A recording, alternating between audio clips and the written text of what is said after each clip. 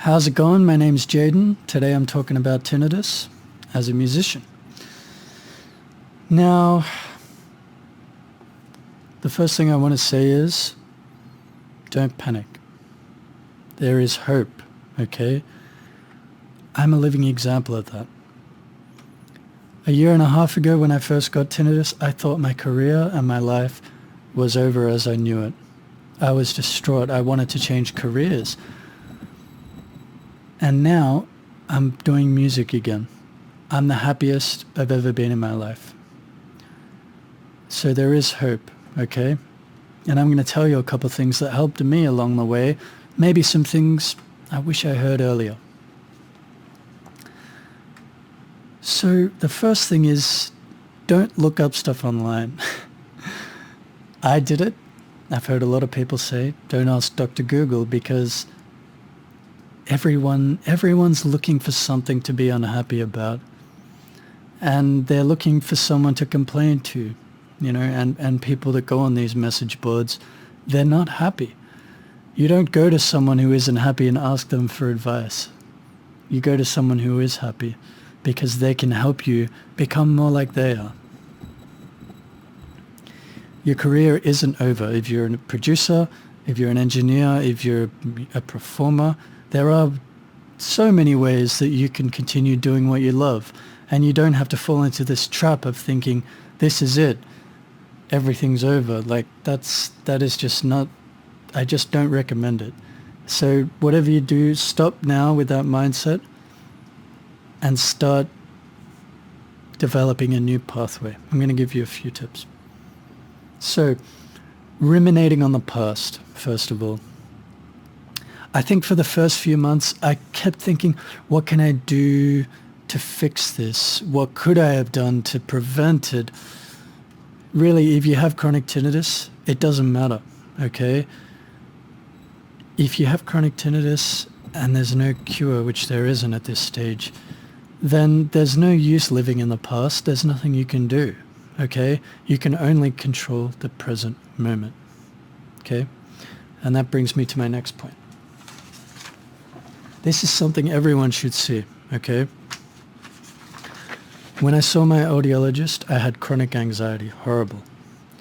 And she said, Jaden, have a look at this diagram, okay? Now, as you can see, it's a circle. We have tinnitus and we have anxiety, and they go hand in hand. They both cause or increase one another's intensity. So the louder your tinnitus is, the more anxious you get. And the more anxious you get, the louder your tinnitus gets. Now, it's not necessarily getting louder. For most people, the tinnitus stays relatively stable. It's just your perception of how loud it is, okay? The more, we're hearing thousands of sounds every day. Even sitting here right now, I can hear 3, 4, 5 different sounds. And your brain can tune in and out and listen to those sounds and intensify them, magnify them with your thoughts. Not everything you hear you're going to listen to, and that's the same with tinnitus. The more you focus on it and become anxious, the louder you're going to perceive it to be. So another thing she told me is you have to break this cycle, right? And that means you have to make a break somewhere to stop it from bothering you. Now, you can only control one of these things. And what's that? It's anxiety. There is no cure for chronic tinnitus. There is a cure for anxiety. Well, maybe not a cure, but there is treatment. And there's so many things you can do. So many things. A couple things I did, first of all, was meditate. Meditate every day. I started doing that. I'll put a couple links into the description of some apps I used along the way, some books I've read about inner peace and meditation and relaxing. And one thing, I won't go into it too much, but I actually started looking into Buddhism, and you could have anything that makes you feel at peace. It could be another spirituality. It could be a hobby, cooking. Could be running. It could be drawing. Now, I just happened to find something that made me feel at peace, and you know, anything that makes you accept and habituate to what you have is something that you should pursue in your life. So that brings me to my next point. As I said before, this is an electrical signal in your brain. It's not something coming from the outside.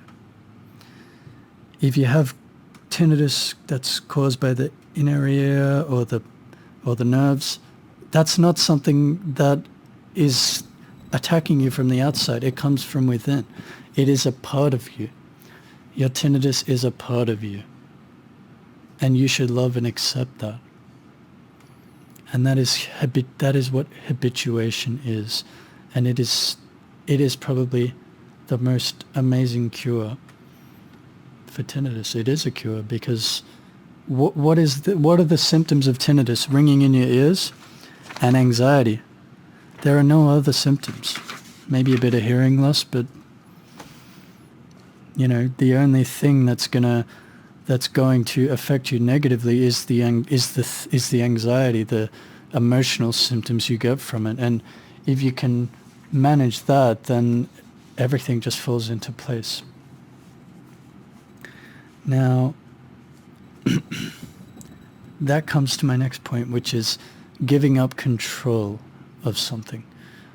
You can't, if you have chronic tinnitus, you can't control it, okay? And you have to accept the fact that this is a part of me and I love myself and therefore I'm okay with this tinnitus. It is a living, breathing part of me that I can feel and hear. And, you know, I think today of tinnitus is more of a feeling than a sound because it's not something that I listen to when I'm out and about. It's just one of the sounds that I hear. So, you know, really it is just a feeling inside your head. It is a vibration that you perceive. And so in that way, you can actually think of it as a way to become more in touch with yourself. It's a part of you that you can hear, and not many people have that pleasure. And in that way, it's not too much different than feeling your own heartbeat. Okay, so, you know, it is just another thing in your body that you can perceive.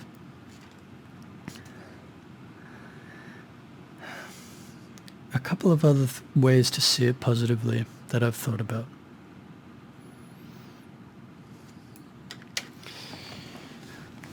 Don't see this as the start of the downward trajectory of your life. See it as an opportunity to transform. Prioritize happiness in your life. And actually see it as an opportunity to know that your hearing is delicate and that now you know to protect your hearing you're going to wear earplugs when you go to a concert or something. I got these for $300. Worth it. Okay? They're super comfortable. I feel safe when I have them. And I recommend it. Okay, I'll put the link in the description to the manufacturer or whatever earplugs your audiologist prescribes. They'll fit you and they'll get you some custom molded ones. So, you know, you see this as an opportunity to go, okay, I'm aware of myself and I'm aware of my hearing and protecting my hearing. And, you know, you see that as an opportunity to say, this is the moment in my life when I realized how important my inner peace is and my hearing. This is the start of your upwards trajectory. It's the start of your healing process, your process of becoming more in touch with yourself and feeling peaceful and accepting of things. So it can branch out into other parts of your life.